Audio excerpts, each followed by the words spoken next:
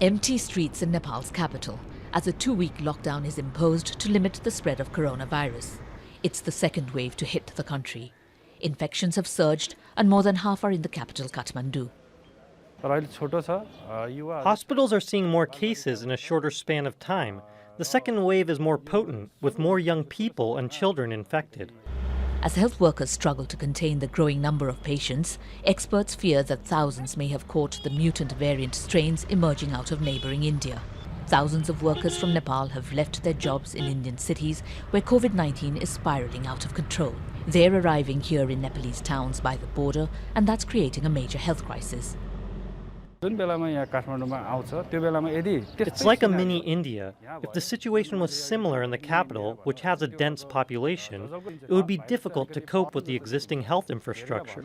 More than 300,000 people in Nepal have got COVID-19. 90% have recovered. Over 3,000 people have died. As daily cases surge, experts warn that the epidemic could overwhelm Nepal's fragile health system if the country is unable to break the chain of transmission in time.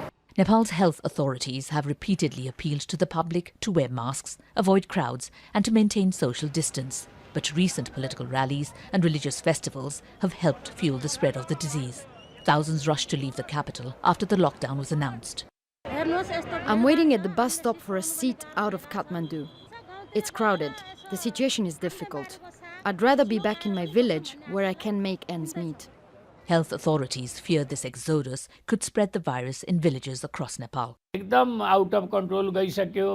situation is not out of control, but COVID is spreading and cases are rising. We are prioritizing our efforts to contain COVID emergencies. Nepal launched a vaccination campaign in January, giving doses from India and China to nearly 2 million people. But with a population of 28 million and limited access to vaccines, Nepal will have to seek support from the international community to prevent the epidemic from spiralling out of control. Ramyata, Limbu, Al Jazeera, Kathmandu.